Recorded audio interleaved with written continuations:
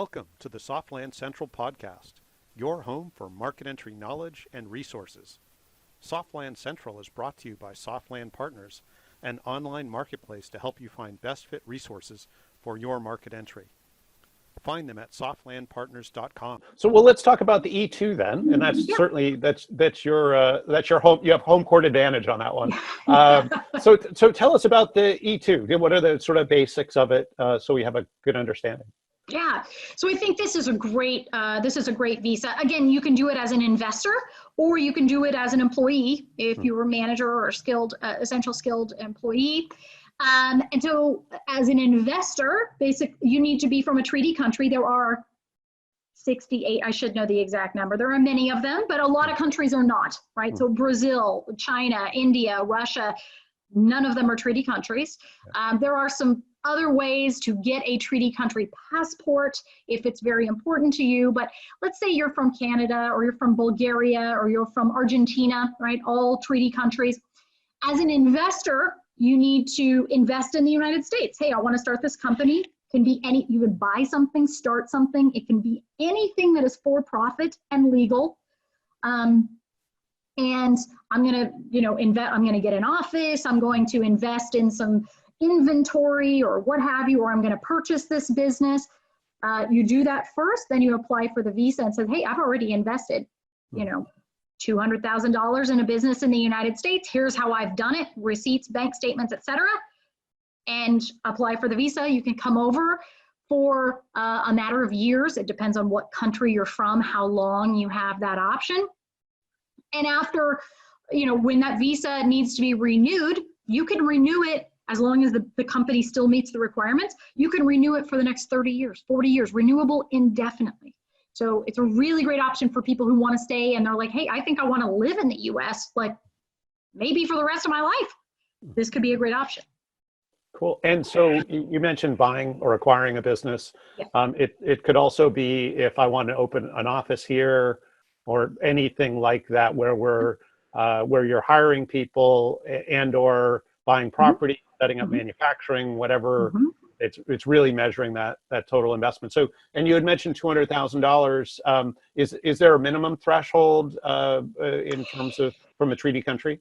No, there is not. There's nothing that is written down. Now, attorneys that work with these will tell you it really, you're at a bare bones minimum, but about 100,000 US. But again, as you mentioned, the true requirement is that you invest a substantial amount. That's the requirement. So we know that means they're looking for a six-figure investment essentially. But as you mentioned, hey, I'm going to start manufacturing. I'm going to be manufacturing cars. I'm bringing it back to Detroit. I'm going to do that. You may need millions of dollars to invest in order to get an E-2 there because, everyone, if you're to start that and invest $100,000, that's not going to get you through the door, right? Sure. So, but hey, I'm going to start, I'm a CPA. I'm going to start a small kind of family CPA firm in Lincoln, Nebraska. $100,000 will probably do it, right? You get an office, you get a few computers, you get a few things in there, and you can probably do it for $100,000. Sure. So it really is based on the location and also the type of business. Right. Is it a sales office versus manufacturing? Versus whatever. Yes, exactly.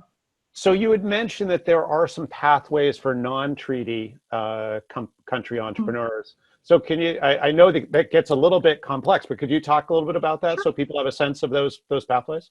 Yeah. So there's kind of this whole world and industry, and some of your viewers may know about it, but in citizenship or residency by investment. And there are many countries that offer this around the world. The United States actually offers an EB-5, which is a green card for a minimum of $900,000 US. But there are countries, particularly Turkey and Grenada, that offer citizenship for a certain investment in those countries. They each have different requirements, and I certainly am not an expert on any of it, but it is for a relatively small amount, something around $200,000, $250,000. You invest in certain things. Within some months, not years, but months, you get a passport from those countries. So either one of those countries is a treaty country. They both allow for visas for 5 years at a time, which is the longest anyone allows for an E-2 treaty. or visa. And then of course you can renew indefinitely, but yeah, so both of those, I would say a Grenada or a Turkey passport is how most people from non-treaty countries do it. There are a variety of visas, I won't get into it, where they care about where you were born and what you were born, what citizenship you were born as. The E-2 does not. The second you get that Grenada citizenship in the mail, even if you've never been to Grenada, which I actually have a client currently in that situation, you are a Grenada citizen for purposes of the E2 visa. So as long as you've got that passport. And then of course there may be other ways, right? I know there's a lot of Brazilians, not a treaty country, but many of them have European passports, Italian passports, or those types of things. They are all treaty country citizens as far as the E-2 is concerned. So if you get it through family or some other way, totally fine. But that's what they need, is they just need that passport that is valid with your name on it, and you're in. So you could, if you had a Grenadian passport, you could not only get an E-2 visa potentially, but you could go to the Olympics for Grenada. So yeah, maybe a double threat. yeah, if you're like super good at skiing, I presume the Grenada ski team is not great. I don't know that for sure, but yeah, for sure. Probably some space on the bobsled team. Yeah. Yeah. Exactly. Brilliant.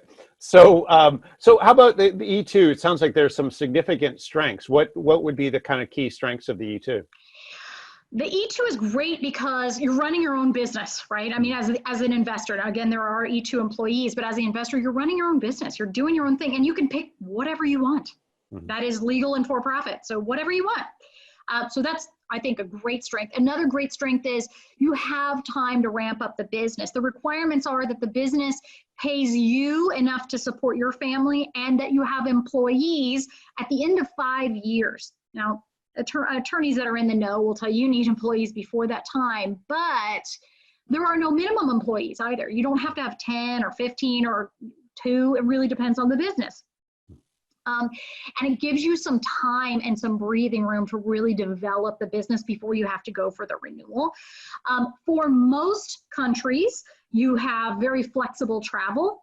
Most, not all. You have to check your passport because some countries, for instance, I have an Egyptian client right now.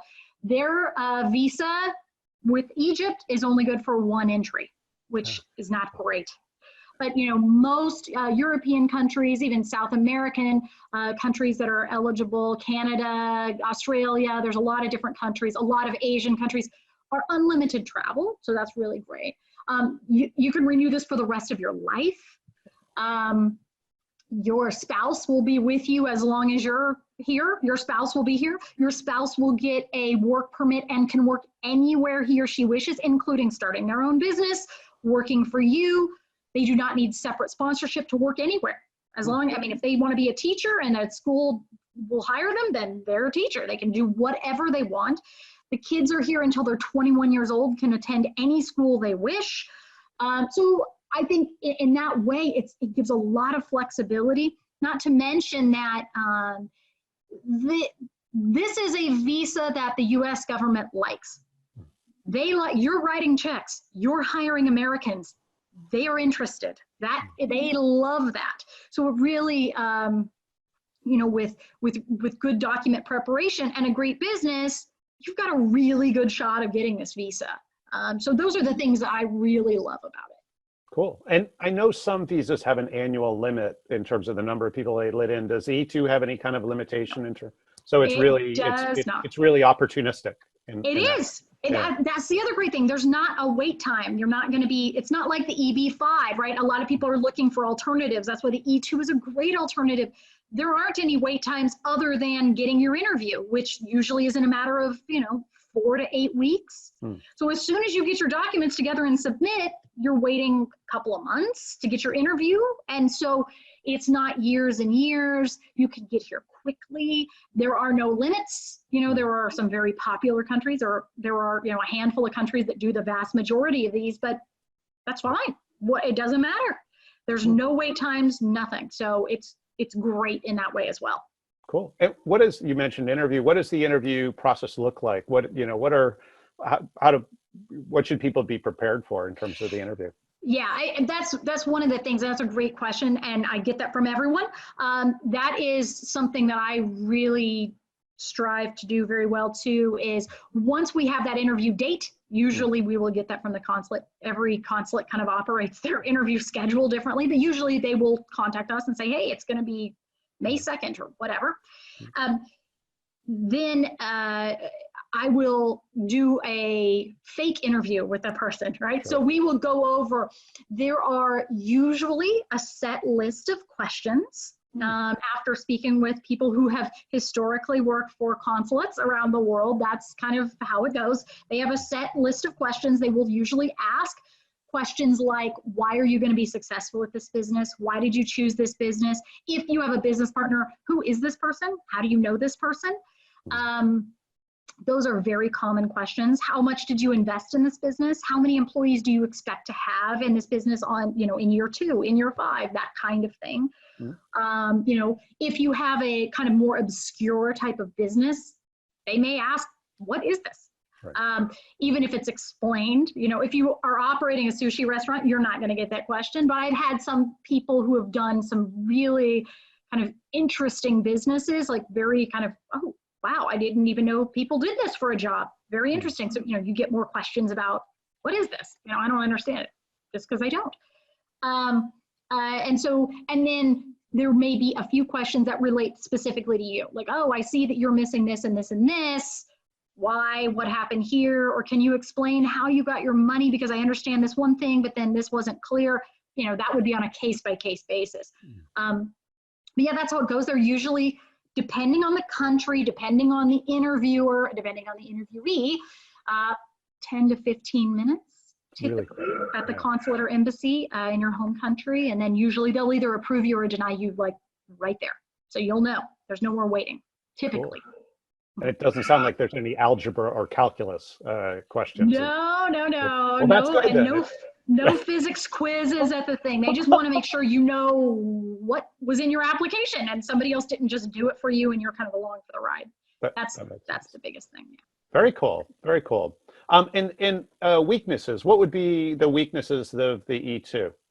Well, I think the biggest one is one we've already covered, which is you've got to be a citizen of a treaty country. Yeah. So if you're not, again, you can kind of get a workaround, but there's an extra step there. So it's not available to just anyone. Of course, there is an investment up front, and a lot of people are nervous about that, which I get. You need to invest the money before you apply for the visa. So in some instances, that means, hey, you don't get this visa, it's going to be a problem, right? I always tell people, though, those visas are generally, as we talked about, they like these types of visas. So they are generally approved worldwide. Right? And if you're working with an attorney, your approval rate, it goes up for sure. So that's the good news. And I also tell people, hey, you bought this business, worst case scenario, somebody will buy it from you, right? Or you bought the inventory, sell it. That usually doesn't happen because most people get approved for these things. In addition, you are not locked to, hey, if you don't get it in the first interview, it's over. Because sometimes you answer a question, they don't really understand it, or maybe they need a little bit more information, or hey, could you bring this back? Like, we're asking for these documents, you didn't bring them. Can you do that? Then you do that, you bring it back, and you could be approved on the second interview. It's inconvenient and it's not great, but it can happen. So anyway, I digress a little bit, but yeah, because needing to be a member of a treaty country and needing to get that investment up front, those are probably the two biggest deterrents. But if you have a legitimate business, which all of my clients do, I wouldn't take it otherwise, your odds of getting approved are really good. Cool. Well, that's great. And are there anything else with the E-2 that would be helpful for our audience to know? Yeah, I mean, I would think, the flexibility is just so great, in my opinion. Really just allows, I get that call, well, should I buy a business? Should I start a business? And I'm like, I don't know. What do you like? What do you want to do? And I get calls sometimes too. People are like, oh, my cousin found this, gas station and maybe I can buy it. And I'm like, you can, if you have been destined to run a gas station, then you should.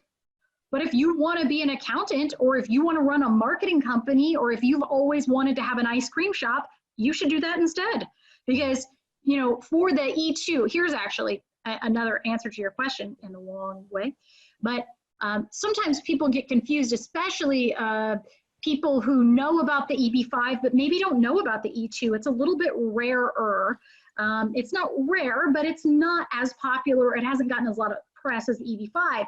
So in the EB5, you make the investment, you sit back for several years, then they call your number, and you come over here and you kind of move on, right? Many of those investments are through, oh, we're helping build this new stadium in the middle of Denver, or we're, you know, whatever. I mean, you're not going to work there. You write the check, you wait, and away you go, right? After your time. For the E-2, you are expected to direct and develop the business. So if you buy a gas station, you're going to be working at that gas station. So if that's what you really want to do, you should do it. Right. But if you're thinking, I don't think that running a gas station for the next 30 years is my calling, then you should do something else, because anything is possible as long as it's legal and for profit, you know, and if it's offering a good or service, anything is possible. Same with the location. Well, my cousin lives in Vermont, but I really hate the snow. I'm like, Vermont is not the place for you. Like, you need to go wherever, go to Phoenix, whatever you want to do. So it's really flexible in that way, but know that whatever it is that you are purchasing or starting, you are going to need to work in it. Like most days, you know, you're going to be directing and developing this business. So pick something you like or are interested in or feel really confident in. That's what you should be doing. Cool. No, that sounds really good. And a one-way ticket, destination, a one-way